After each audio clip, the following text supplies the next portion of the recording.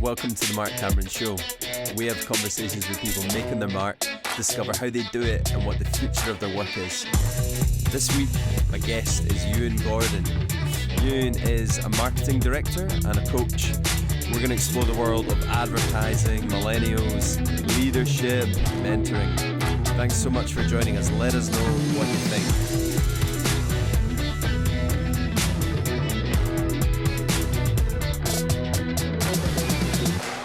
All right, well, we're here in Queensferry. It's Ewan Gordon. How you doing? I'm good, man. Yeah, I'm good. Good. We're sitting by the water, and there's probably some motorbikes cruising past outside. It's a good day. It's good to be in Queensferry, so Always a joy to come see you. thanks for coming up, man. Tell us about yourself. Who are you? I'm a director at one of the leading ad agencies in Scotland. We have a lot of fun. We work across the third sector, public sector, commercial stuff. Do a bit of work for Heineken, a lot of work for the Scottish Government, a lot of behaviour change. Right. Some kind of shift in selling some beer, which is always good. Selling the government, selling some beer. Selling some government, selling some beer. It's great though. We have this great kind of. I always tell the story of having to split my mind. I'll be in a meeting with the government, trying to help people not drink as much, and then I'll go straight to Heineken and try and sell more beer. So I try not to criminalise myself too much, but I've got to make some money. Yeah, that's right.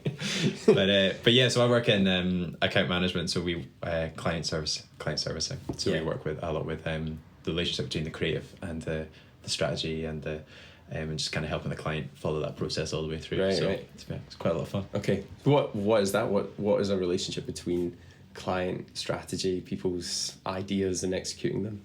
Oh, it's a lot of hard work, is what it is. So I think part of our role is helping people understand that creativity doesn't always go down a line that you think it's going to go. So how a client wants something to be put across might not necessarily be as cold as what they think. So by us putting a creative spin on it, using some insights from the audience, it could potentially be that we're trying to stop people by drink drive by making a joke out of it. Yeah. Which is often a difficult sell to government, but the reality of the audience that we're trying to hit is that we need to be light so that they pay attention and then get the message across at a later point. So it's that kind of middleman work where we stand by the creative and trying to help the client buy into what we're attempting to do. Right. And then the other side of that is our planning input, which is always really interesting. We'll go out, we'll do some user testing, we'll take 4 or 5 creative routes, and we'll go into the market and have a bit of banter around what works, what doesn't work, where's it hitting the mark, where's it missing the mark, and then we can kind of really hone down into something that will hopefully be very effective. This is cool. So in my head, advertising is still Mad Men. You are my Don Draper. Do you have the big office spare shirts in your drawer at all times next to the Canadian club? Do you know what? There's still this element of that has remained. And we work for our chairman is a old school, old days of advertising guy, and he buzzes about being in the office till 3 a.m. working on a pitch, and all of us millennials just want to go home. But it's there is that element of it, of just kind of a bit of buzz and a bit of excitement around if we have to stay up, and then at some point an idea will click, and that's what we sell in, and we came up with it 5 minutes ago. So there is that kind of element, just without all the cash, I think, that this is thrown about in Mad Men. Like so why did you get into this? What is it that took your life to becoming someone who sells beer and tries to stop people from drinking beer? It's I kind of fell into it, to be honest. When my first job out of school, I worked for a property developers, and I was an office junior, so I made the tea for the guy who made the coffee. And they were just really generous, and they let me sit on loads of meetings, and I asked to do the minutes so that I could just kind of take in as much as I could from all the different departments that they had. I spent loads of time with marketing, and the director of marketing at that point was a guy called Craig Hall, who was a friend of my folks from church, which is how I got the job. Handy. And then exactly. And then I left that. I went into youth work, so I did a degree in theology with youth work, which was a bit of a dichotomy. But I always had this kind of part of me that loved the creative industry and trying to make people see things slightly differently, and if we tweak something, then that actually has a bigger impact down the line, and it's all about how we talk about things. And so after I did youth work for about 3 years, and then I was having chats with Craig anyway, who because I was working at the church that he went to, and he said that they had a position at their branding agency, who he worked for with his sister, and it struck a chord with me, and it was always something I was quite interested in, and I've got this thing about my brother in my best man speech for me said I'm a bit of an idiot because I just kind of jump into things and then figure out what happens afterwards, and so I did exactly what I always do, and I jumped into it, and I loved it. So I worked from the bottom up, and I worked on some cool stuff. I worked for Heineken there as well. Did some stuff for RBS. We worked with Regis hair salons in America. Right. We created the brand for Radisson Red, which you might have seen in yeah. Glasgow or New York or Minneapolis. Yeah. So we created that, and I was a big part of that, which was so much fun. Wow. And there was just kind of that element of people are going to see this, and you've had an input in the strategy and the development of it, and I just find it so exciting. And I moved over to the Union advertising agency after about 3 years, and that's where I started looking a bit more at the kind of commercial public sector end dichotomy between the two.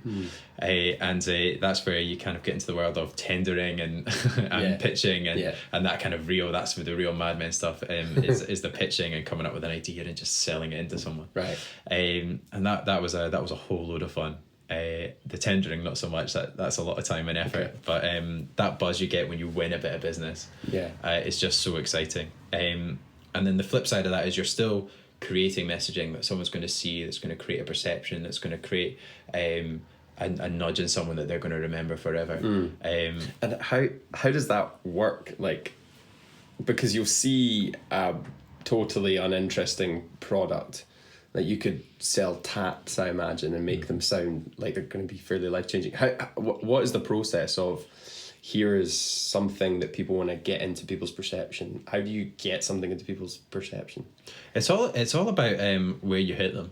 So there's this great the marketing industry is kind of split into a few different sections. You've got your above the line advertising, which is what you'll see on the telly. It's what we'll hit you with on social media. There's your below the line advertising, which is your one-to-one engagements. So you might see people in town giving out samples and having a chat with you about a product that they're trying to do, and that's a really kind of key selling point. You've got PR, which is basically just kind of getting yourself in the press releases, getting as much coverage as you possibly can, and then the key bit to all of this is your media buying. So media buying is a great business. There's a lot of strategy. There's a lot of kind of figuring out how things will work, and that splits your audience. So as a young man, Mark, I know that you spend a lot of time online. Yeah. I know that you spend limited time on TV. Yeah. So if I'm trying to hit you, we'll ditch the big money for the TV. I will find 3 or 4 ways that I can make you see the same thing at one time. Right. And that will usually be through Instagram. I might put a couple of Spotify ads out. Yeah. I'll hit you on websites where you're likely to kind of go and chill out. And then you'll have seen that 3 or 4 times for a couple of seconds at a time, and immediately your brain will go to, I saw that somewhere, as soon as you see it somewhere else. Yeah. So that kind of element is key. And then the other thing is, as an audience insight, is what is it that these guys like? It could be something ridiculous. So the new ad that's really hot at the moment is Brewdog. Yeah. I don't know if you've seen it. It's just a big white billboard, and behind it says advert, and they've stuck a can on the front, and it's getting all kinds of coverage because they just stripped back everything that is advertising, and they're like, this is an advert for our beer. Yeah. And it's gone everywhere. It's on billboards in London, it's on the TV, and it's just that thing, advert, beer, buy my beer. And it's just this amazing thing of, well, it relates to young men, and it's going to be super successful because they like beer, and it's kind of a bit of a quirky ad. It's like, okay, and it works. So it's just kind of lining up all those things, and if all those things line up at the right point at the right time, then they end up being hugely successful. How do you get through the noise in a way that is like significant but not irritating? Our argument would be that if it's irritating, it's still done the same job. Right.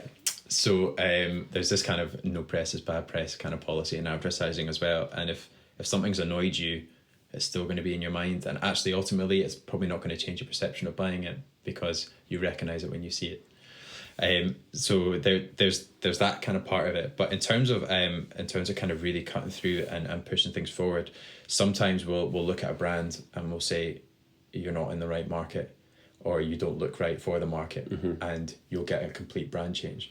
One of my favorite things about this is the whiskey industry. You and I are both big fans of, and one of my favorite whiskies purely for their branding is Bruichladdich out of Islay. And what they did was they looked at shelves in supermarkets, and all bottles look the same. Yeah. And all labels are a kind of dark colour that have a nod to their heritage. Yeah. And especially in Ireland, it's fiercely competitive. So what they did was, we're going to create a bottle that's bright blue with white writing on it. If I'm looking at it right now on the shelf, it does jump right over, And immediately you're like, Bruichladdich, great. And your eye is drawn to it immediately. Wow. Bit of a modern twist on a very old whiskey. Yeah. And it's huge. So there's that element of cutting through, where you just create something that's entirely different. Right. When it comes to one of our recent projects we worked on was for shortbread. And there's a brand I probably shouldn't say whose shortbread is you will see it absolutely everywhere that you go, and it looks exactly the same as all their shortbreads. Yeah. And it's at the very bottom of the pile in terms of people buying it, and the only reason for that is because it sits at the bottom shelf in supermarkets and the top brand sits at the top. So if we were to create a deal where we did a bit of research and we suggested, well, why don't you do a trial? Yeah. You pay Tesco a bit of money and you get that shifted up and see what happens to your sales. Now, there's that element of it where it's not just about marketing and advertising, it's spotting about differences in the market and doing a bit of research and being like, actually, in terms of user perception, if that's at a higher level, you'll probably sell a lot more. Yeah. So is there something wrong with your product? Is there something wrong with your advertising? Or are you just not being savvy enough about how you're approaching it? Yeah. Yeah. And that's all part of our role and how we kind of find the right thing to do. So, because the example of the whiskey is it's a pretty impressive one in that Bruichladdich positioned itself so differently to the point where, like, do people taste things differently? Do they experience them differently based on how they look? Does the shape of the bottle, the size of the bottle, change someone's taste? Yeah, totally. So we've just done a bit of branding for Sky Gin, which is just coming out. We've just created the bottling and the packaging for them, and 90% of what we've done is, what does this bottle feel like in your hands? How, if you're looking at it on a shelf and then you actually go and pick it up, do we have something on it that's a bit wobbly? Do we change it? Because all that will really happen is, and my wife Cara's the worst for this. We went into Tesco the other day and we're like, I need a new gin, and she's like, that one's going to look great on our shelf. And that was all she cared about. And I was like, I literally spent my life selling to you, particularly because I can manipulate you so easily just by what someone looks like. But where we're shifting now, in the department that I work for in the union at the moment, is field and experiential marketing. So all of that is about, how does someone experience what we're offering? What is it that we're doing that when they touch it, taste it, see it, feel it, all combines into one thing of your entire brand experience. Right. Brands that are doing this really well are flying. Tesla is a really good example of that. Okay. So Tesla, everything you do when they get in the car is designed to be kind of like Apple, super easy, super user-friendly, and the cutting edge of technology. And so everything that you do in that car, you expect it to do something savvy and cool, and it does. Well, it's amazing. I sat in a Tesla in the shop the other day, and to change the flow of the air vents, which isn't even a massive problem, like no one's really complaining about it, are they? But they go and change that anyway. So you go on the screen and up comes a little picture of the airflow in the dash, and you just trace your finger on the direction you want it to go, and you can feel it move as you trace your finger across the screen. Like, it was unnecessary, but we didn't even know we needed that change. But the experience is great. And did you love it? Yeah, completely. And you'll do it because it's So everything about that is just massive. One of the my Cara got a new phone the other day, and I said, with the new iPhones, instead of, there's no home button, and if you hold the lock button like you normally would to turn it off, it just switches to, what would you like to ask Siri? So I said, have you tried to turn off your phone yet? And she went, no, I'll do it now. And she was like, oh, that didn't work, I'll try this. And then immediately what she tried worked, and she's like, she said, that's why I love Apple. Right. Because everything that I do, everything that I think, Apple's already thought of, and it works. Right. So it's really intuitive. If I were to give her an Android phone, she would just look at it in disgust. And it's not because she's so loyal to Apple that she must have the most expensive thing and it's cutting edge and trendy. It's because it works the way that she works. Yeah. And so all of that is done based on user insight and extensive testing and Yeah. people finding out what it is that Right, makes right. their product stand out from the market. Because they seem to be doing a shift from here's a incredible product, and it's great to use, to come and be part of an experience. Like they seem really upfront about that. The stores now have the Genius Bar at the front and the people at the front when you come in, so you're meeting folks instantly, and more the product is the second layer. Again, to feel like you're part of something, and we're trying to identify ourselves with it constantly, right? And actually they're running into a very interesting marketing problem in the next, I would say, 2 years. So with their new phone, it's so expensive that one of their biggest markets, China, it dropped off entirely. They lost a huge proportion of their business. So what now do? They're going to keep making new phones because it's what they do. They love innovation. They love to be on the cutting edge. And so they'll keep doing that. The price isn't going to come down because it's going to cost them a lot of money to keep making these phones. So what is it from a marketing and a messaging perspective that they do to make it clear that their phones are better than everyone else's? The camera doesn't really set them apart anymore. Right. Android phones have great cameras. The functionality most certainly does, but are people willing to pay that extra money for the brand new phone? So what is it that they're going to do to kind of set themselves apart and to reestablish themselves as the leader in the market?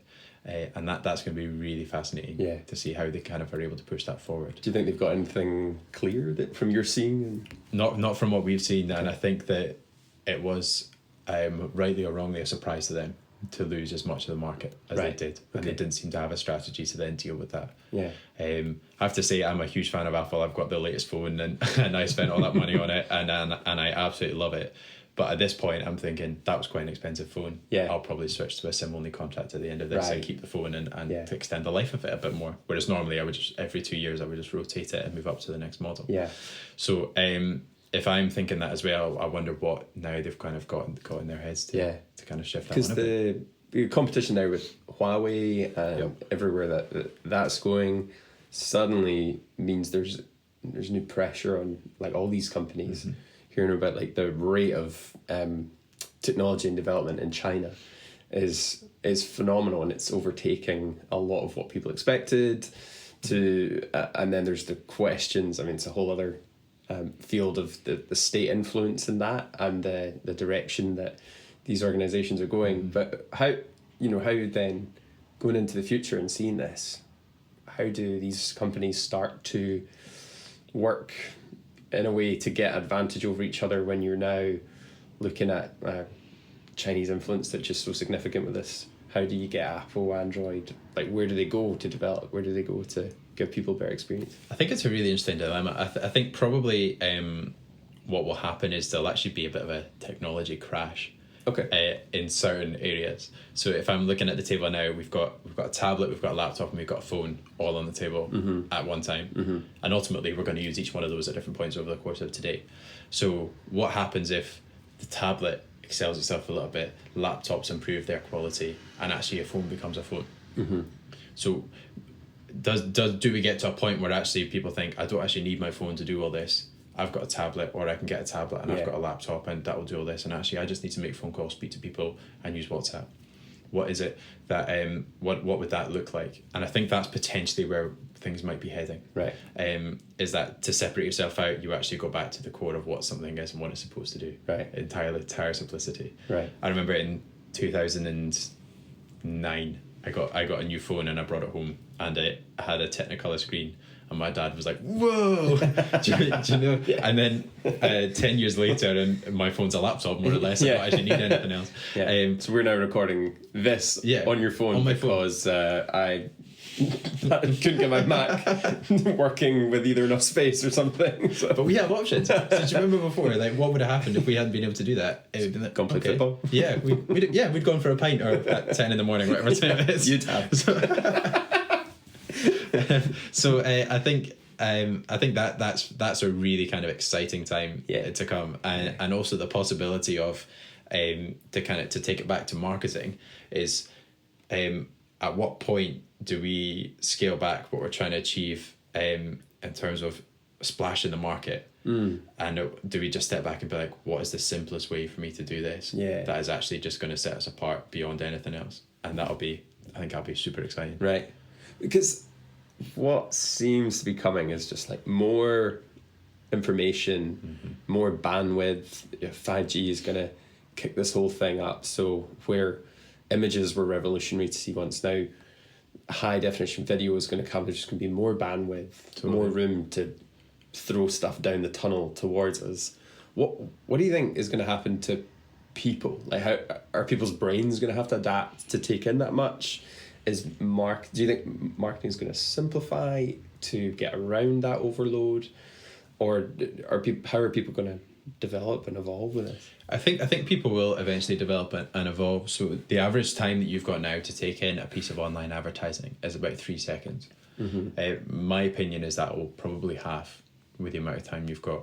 What is increasing is people watching videos all the way through. Yeah. So what used to happen is you'll have seen the ads on YouTube where you can skip after 5 seconds. Yeah. More and more now people aren't, because in my opinion it's a bit of a break from having things thrown at you. You just sit and you'll watch it and you'll take it in, and then you'll kind of move on. So what is it? I think that part of things will evolve exponentially, where we'll create new cool videos that can do these amazing things. I think VR and augmented reality are going to take a huge role in this. Eventually you'll have something popping out your phone and speaking to you like in Star Wars, which I think we're all really excited about. And then that will really kind of be the cutting edge. But I think people will eventually evolve to take in so much more than we think we're able to. But having said that, I'm not sure that's entirely the right way to go, where we just keep throwing things at it until something sticks. Yeah. I think what will probably happen is there'll be a resurgence of outdoor advertising. So billboards when we could come back. Right. There'll be some funky 6 sheets on the sides of bus stops that'll do something really cool. There's a great experiential advert for Coca-Cola. Right. Where they made a new bottle that had the grips on it. You remember it had the bubbles on it? Yeah. So that you could hold it easier. Yeah. And they made these bus stop sides that had Velcro on them. So you lean on them when you're texting, and then you'd go to get on the bus and you'd be stuck to it and you'd have to peel yourself off. Okay. And it was like made for grip, and that was the Coca-Cola line. Right. And it was just amazing. And so I think those kind of things will be what kind of shift people's perception. It'll be more about the one-to-one engagements and how you get that. So maybe we'll be out in the streets and rather than on your phone. And we'll try and actually engage on a human level again. Right. Back in the physical. Yeah, one of my first accounts when I worked in advertising was Miller Homes, and one of the amazing insights we had for that is house buying is one of the last real opportunities left where you have to speak to someone in order to buy it. So when we were in the States over Christmas, and they have these it was in Nashville, and they have these basically car vending machines. It's literally full of cars, and it goes up. And you can buy a car, having never driven it, never spoken to anyone. What? And it just kind of, you buy it, it pops out the bottom, and you can drive off if you want. So you just It's nuts. credit card. Yeah. You buy a car, and that's it. That's- And it was absolutely crazy. Goodness. So if we're getting that way, at some point you'll be able to buy a house from somewhere and never having spoken to anyone, and just get on with it online. But there is this element of, you spend more time thinking about it, you spend more time looking at it, because you have to speak to someone and ask all the right questions and get this thing across. So for anything, I think we're probably moving that way. So the famous Carlsberg billboard where they had a beer tap on it. Right. You know, try it, see what you think. Yeah. I think we're moving back a bit more towards that. Let's taste and see, let's experience rather than see and go. Right. So I think there'll be a slowdown Right. in our in how we consume information. So you got loads of information coming at people, and you're talking about millennials who work in this way, and there's this millennial thing has had a lot of airtime recently, and the snowflake generation, or the most creative generation, or whatever it is, or just the same as every other generation who were between 20 and 30 and figuring out life. What is your experience, your take on this? This is something you're pretty big on, is engaging millennials, engaging generations really successfully in workplace. Talk to us about that. What does that look like?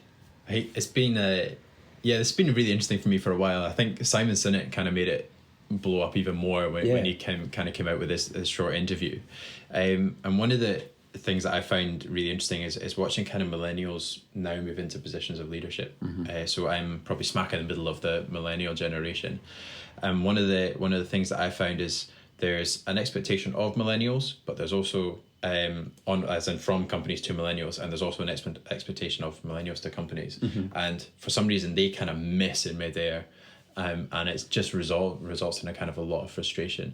So I think we're probably in the middle of a shift towards things like make millennials take flexible working, being able to work at 10 o'clock at night and show up at 11, you know, all those kind of things, which I think are really good.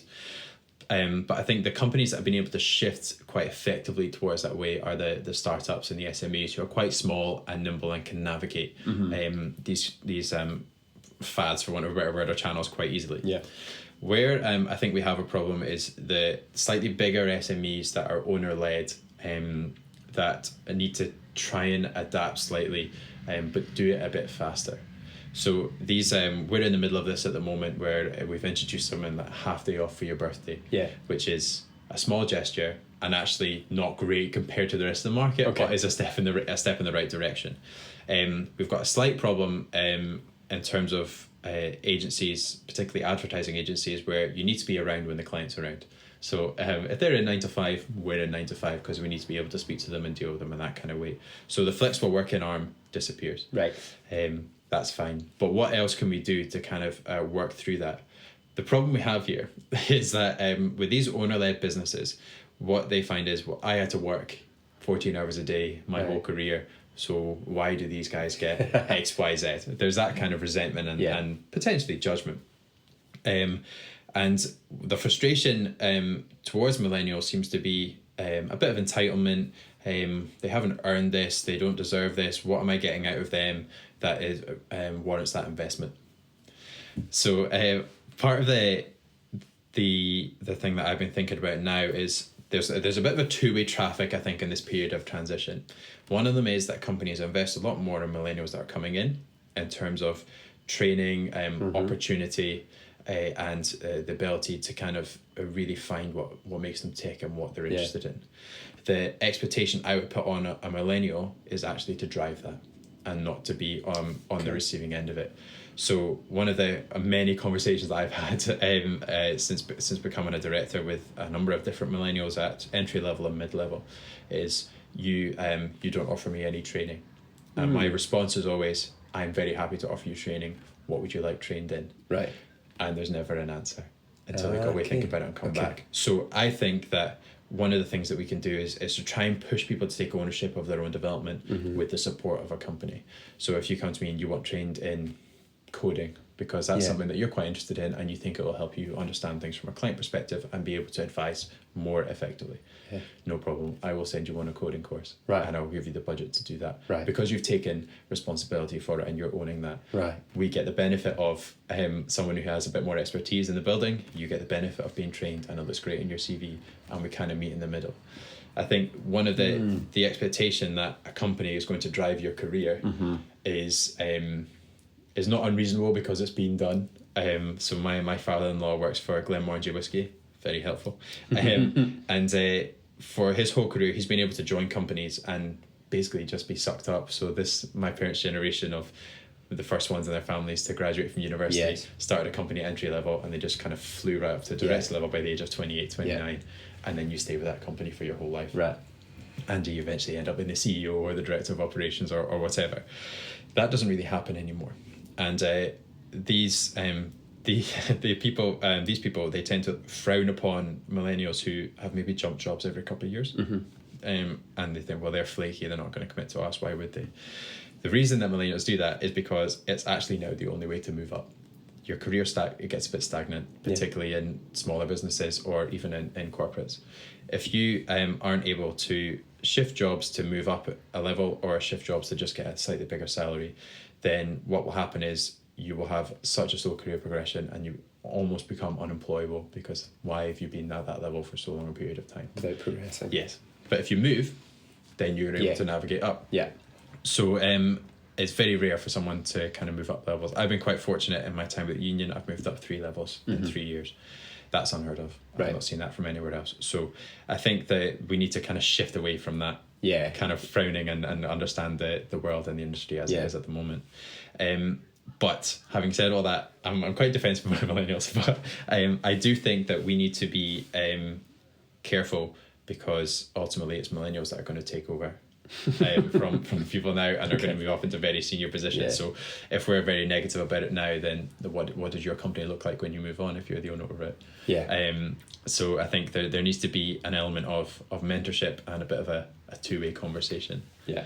And that's part of the career I'm kind of moving into, is helping people have real conversations. Yeah. That actually are revolve around being productive. So moving forward, pushing into something new. Yeah. Actually helping each other move forward rather than kind of being negative. Be stuck in this unsaid. Yeah. In the mire of the unsaid. Yeah. Well, there's certain spheres, it seems, that the idea of just going in and jumping up the ladder was one own way. Talking to some folks in the coding or engineering spaces, and they're saying the nature of our interviews are now changing with a lot of millennials, because they're now coming in and they're interviewing us. Yeah. And they're saying, hey, what are you going to offer me? Because down the road, if I go with them, I get this much more money, and they have a gym membership that I get for free, and there's this change. I don't know if it's entitlement or if it's actually a belief in capability and confidence. And there's a better distinction to be made there than they're the entitled generation, but are many millennials just more confident in the training they have received and how they articulate it? Totally, yeah. I love someone who backs themselves. Yeah. And I think that's a huge appeal. Yeah. In any businesses. I'm going to come and I'm going to work really hard for you. And I think that's a real millennial trait, is hard work. Yeah. I think that's something that is often misunderstood by the desire to, I want to come in at 11, but I'm going to be here till midnight, and I'm going to work really hard, and when you come in at 9, I'm going to have done everything that you wanted me to do, and then some. They will work their guts out for you. And I think that's a really important element. But I think where we can sometimes get a bit blinded is like that thing you say down the road, they're offering me a gym membership and maybe a share in a company car, or and all this kind of great, I can leave at 12 on a Friday because we're going to shut the office, and we'll do beer runs every Friday night, and all that stuff is really great. But I think what we can sometimes lose is all jobs that you'll probably apply in a certain sector, and all jobs kind of look the same, and so you just look at the perks. But which company are you actually going to be happiest working for? Are you going to be able to contribute the most to, and then eventually be able to get the most out? And that might be something that actually doesn't have any additional perks, but the opportunity is huge. So the person above you is left, they're not replacing them, and we want, you can come in and make within a couple of years. So I think there's this element of where we're quite a risk adverse generation, in the sense that but not in a traditional sense of what offers me the most financial security. We're just like, well, I do back myself, but I like all these perks and I want to have that. So I've made two career changes in the last kind of 10 years, and all of them have been either a salary drop or a sideways step, to try and kind of move ahead and just look for the opportunity. And I will come on, I'm sure, to talk about kind of things that help you kind of grow and develop. But I can't emphasize enough how much reading is helpful. There's these like amazing people who've just written all their thoughts down from massively successful careers in leadership and development, and just lessons in life that if you read about, then you can just spot these great opportunities that you might not see. One of them, I'm a huge follower of his, is John Maxwell. And he's just written a book called he's written a book called The 15 Laws of Growth. And that is all about this thing that I was talking about taking ownership for your own development. What are you doing every day that's going to help you grow? What kind of disciplines are you putting in place that are going to help you develop as a person? And ultimately, it's that investment in yourself that's going to make you appealing to a wider market. And it's your responsibility, and it's you putting emphasis on yourself rather than expecting because there's someone else to invest in you. Been more of an opportunity for this, has there? Like, there's never been this many books, talks online, podcasts available of some of the greatest thinking on this stuff, like compiled, packaged, delivered straight to you. I think like it's so obvious that it's there to grab, and it is a sign in someone if they're just like, they get fired up about development, pushing themselves way more than blaming education or blaming a lack of opportunity. Is there's more opportunity now than ever to catch it yourself. It's massive. If you don't want to read the book, sign up to Audible. Yeah. It's £7 a month and you get a credit every month. That's a book a month that you can work through and just listen to while you're on the bus, on the train, Yeah. in your car, walking to and from work. Yeah. And it's just absorption of information that's so readily available for you. Podcasts like this are fantastic because it's just these fantastic thinkers being asked the questions that you want to ask. Yeah. And you can download that and use it. And I think one of the I know we've talked a lot about the amount of information that flies at us, and I think one of the greatest assets we can have is discernment of information. That's What huge. applies to us? What do we actually let soak in, and what do we let wash off? Where are we kind of moving? Because if we just try and take in everything, we're going to end up with little bits that aren't actually all that helpful. So how do you develop the discernment of information? That sounds like one of the, like, next to tying your shoelaces for the coming age. That would be a really useful skill. Discernment of information. I think that comes from knowing your direction. Okay. Where do you try and get to? What is it you want to do? I want to be the CEO of a business. Great. What kind of things do you need to do? Who do you need to listen to? Yeah. Is that just CEOs? Do you need maybe a mentor? At what level do you get a mentor? If you're an entry level, do you need a mentor that's a CEO, or do you need a mentor that's maybe 2 levels above you that can just kind of push you on through your levels and help you kind of get through all that? Right. And I think speaking to people is something that you're a huge fan of. You love speaking to people. And you'll ask questions all day, and I think that's a huge asset.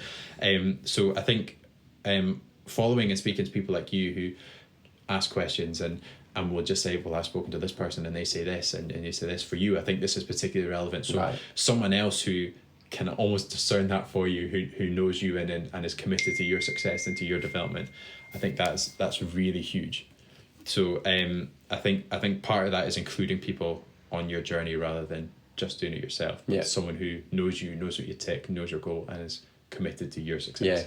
Why is that a passion in you? Because it does fire you up when you think about people going this direction. Like, it seems like marketing or the youth work thing was an expression of that. Like, what's the thing in you that says, I want to get people fired up about what they are fired up for?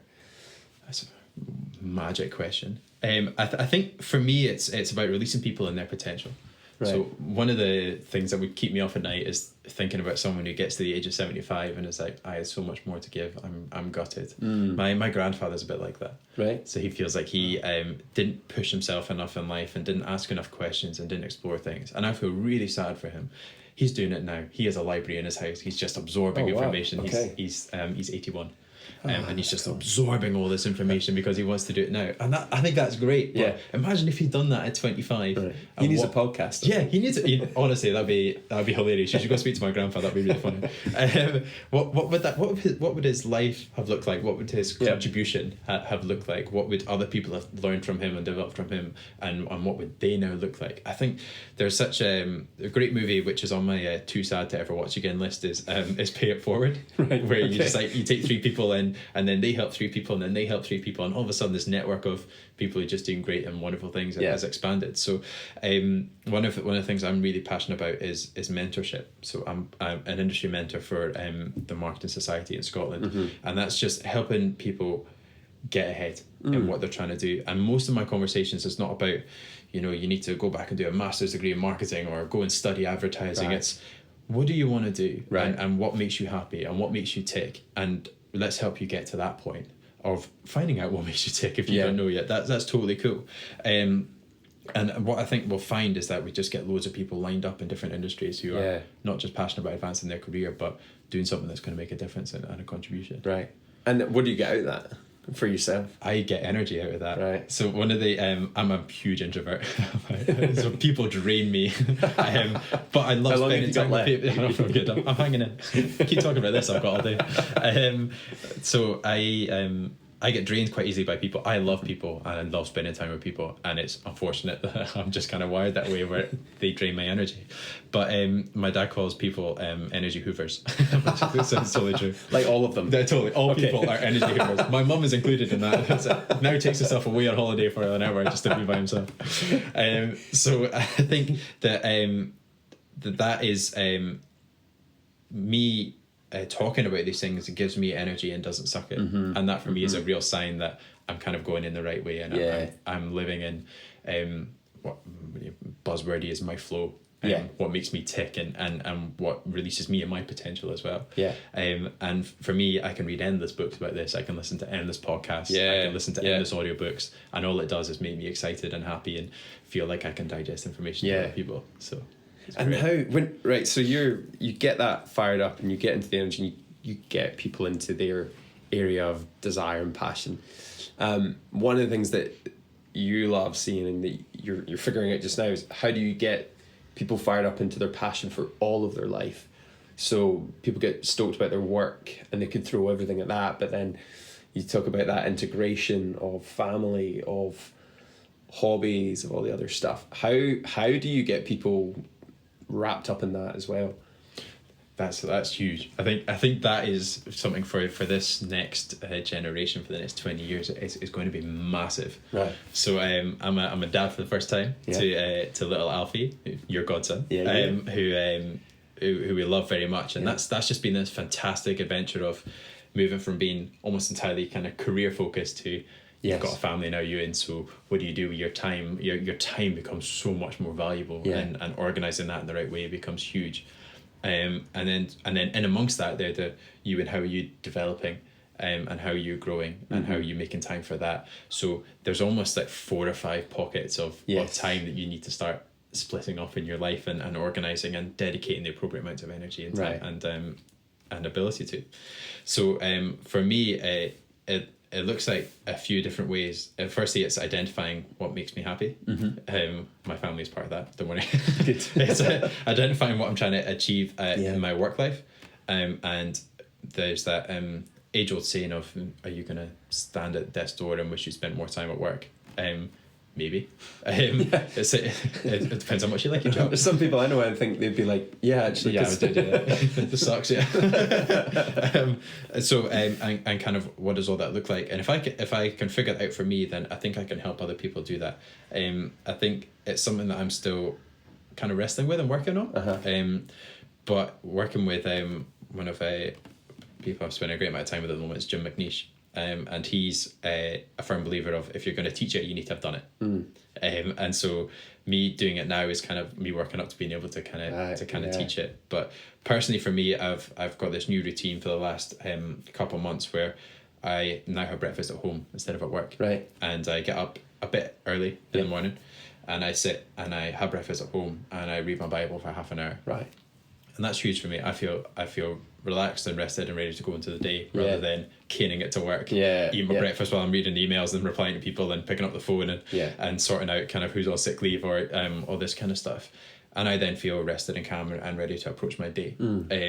That's my me time. And then I work a bit more of a 9 to 5:30 now, when it used to be kind of 7 till 7. I come home, I make dinner for Cara and Alfie. I give Alfie a bath.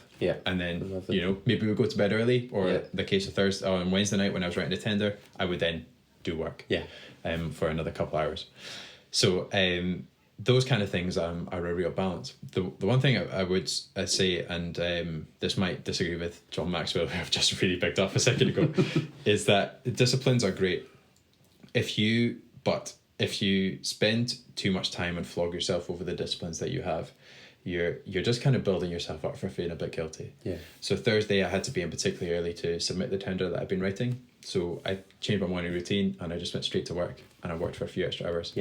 And then I came home and did my usual thing, and then went back to it on Friday morning. I didn't flog myself about that. I had work to do, and that's important as well. And you have a responsibility to do the best you can, and basically whatever you try and put your mind to. And that was great. And normally I'm quite a guilty person. I carry things with me. So I could probably tell you all like 8 times I've been in real trouble in my life, and so you should really stop doing that. Yeah, I know.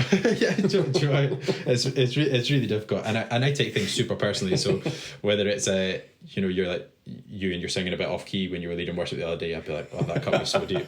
Do you know what I mean? Whereas all you're saying is you need to work on that a little bit, and that's great. I'm committed. I'll help you do it if you want. That kind of thing. It's said with total love, and I take that personally, which is ridiculous, absolutely ridiculous. So working on kind of figuring myself out allows me to kind of release myself and a bit of potential there within that. Well, especially with the disciplines thing, because if a discipline is going to create a really positive state that you remain in, or some traits that show up really easily, it's like, how quickly can you get to those? Maybe this is a lower level way of understanding discipline, but if it has a positive outcome, if the only way you can get into that state or get that peace or get that trait is by performing a discipline perfectly, then it doesn't seem that useful as a discipline. Surely there has to be that flexibility and enough that it builds up in your mind that you can very quickly activate that sense of, I've had my time, maybe I've got 3 minutes in the morning, but I spent 3 minutes with a clear head breathing. Yeah. And can you get just as much benefit from that as the days where you do get 30 minutes or do it without the guilt? Hey, because it does seem, with the information overload, with the integration of work and life and passion, I think that is the way. It's not this balance of two things on a seesaw, like your life is only your work and your family. When you get the integration moving, how do you find peace in that when things are chaotic and when things don't go to your plan? Totally. Yeah, I know that you're a huge fan of mindfulness, and I think one of the great things about that is we both use the Calm app. Yeah. And one of the great things about that is how much time do you have? Yeah. How much time do you have to be calm? And like, cool. Yeah. I'll do that all day. Yeah, Like, yeah. It's fine. This is how much time I have today. Tomorrow I might have an hour. Today I've got 5 minutes. So let's just spend a bit of time kind of being productive and using that. Yeah. And I think the life's never simple. Every day is going to look a little bit different. And I think the integration, kind of as you mentioned, is it's just massive. It's really huge, and I think it's a challenge for anyone and everyone, and it always will be. But if you're doing, my challenge to you would be, if you're doing things that you love, then it becomes much simpler. If you work in a job that you hate, your morning routine, if you have one, will never quite set you up for it, because you're just going to work being absolutely gutted. Right. And then your time at home will be really precious to you, and you want to make the most of it because you don't want to get up the next morning to go and do you know? Yeah. And I've been there, and I've made some changes recently that have a cost. Changes usually do have a cost, but what I benefit from that is the ability to maybe integrate my life a bit better. So I think when you find something that you really want to do, when you're home. When you're in the morning, you're just actually prepping yourself and getting ready for the day, and then you're going in to do something that you really enjoy. Yeah. So in September, I'm moving over to work with Jim McNeish, who I mentioned, as a leadership and development consultant. What that looks like for me at the moment, I'm not quite sure. We're working on kind of what business I can look in and bring in. But I think there's you're involved as well, and we'll all have different angles that we'll probably approach it from, and who we want to speak to and what we want to do. And I think there's something really exciting about the change that can happen through that. And I think for me, the millennial leaders thing is something that I'm really quite keen to push into, but probably more likely to be of helping leaders of businesses now know how to bring on millennial leaders, rather than working with millennial leaders to kind of pull through, which I probably do in my spare time anyway, just for fun, because I'm like that. So I think there's something quite exciting about that, and kind of the part of the Quake model, which is Jim's business, is helping people have the right conversations that allow real vulnerability. And the challenge, I think, particularly in the business that I'm in, is creating a space that allows people to be vulnerable, that allows you to relate to people in a better way for a productive relationship. Now, creating a culture that does that is actually a real challenge, and something that I've tried quite a lot over the last kind of few years to kind of bring in. But because we're a business that bills by the hour, we're a business that everything that we do needs to be accounted for. We're a business that if you make a mistake, it costs us money. So what is it that we need to do to create a space where it's okay to make mistakes? And that's huge for millennials, or any entry level now. Anyone that comes into business now, we're starting to hire people who are born in 2000. Nuts. So when we employ these people, they're going to make mistakes, and that's great. If they learn from them, that's fantastic. If you make the same mistake 5 times over, you're probably in the wrong business, or you're just not paying enough attention to what you're doing. But creating that kind of culture space, I think is something really big, and that's something where I think Quake is going to play a really brilliant role. Great. Yes, it'll be part of enabling people to have the right conversations, but I think there's also almost this change management thing where we don't do any of that work, but we work with leaders to kind of help them push through it.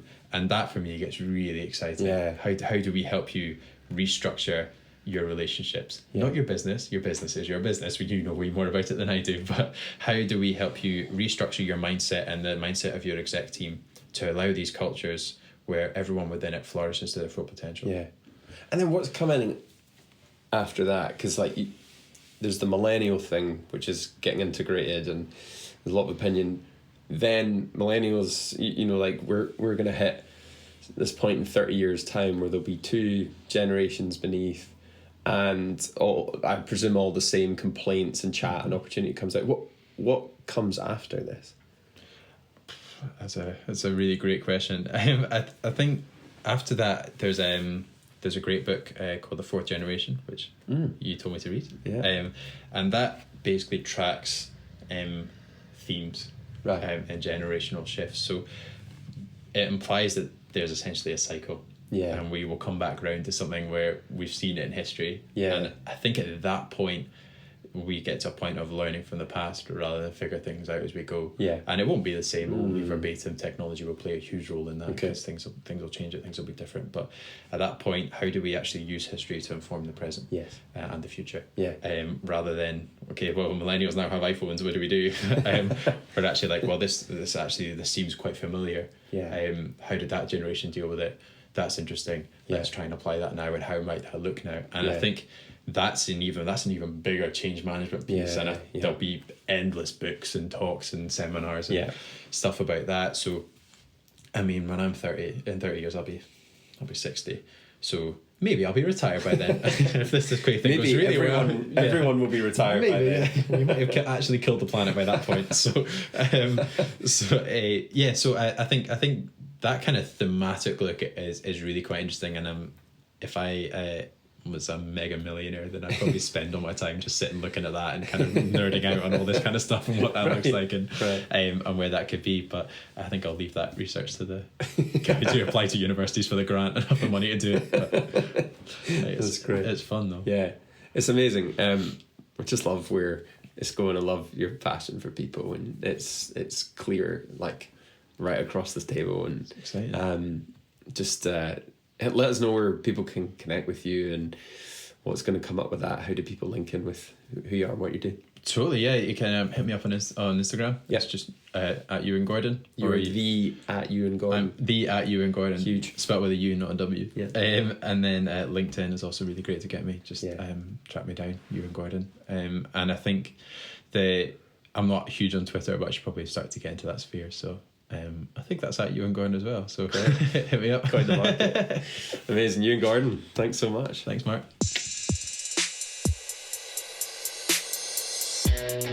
Thank you so much for checking out this week's episode 3 with Ewan Gordon. We want to do a whole bunch more of this, and it would mean a lot to me if you'd be up for leaving us a review, subscribing on your podcast app, and sharing the show.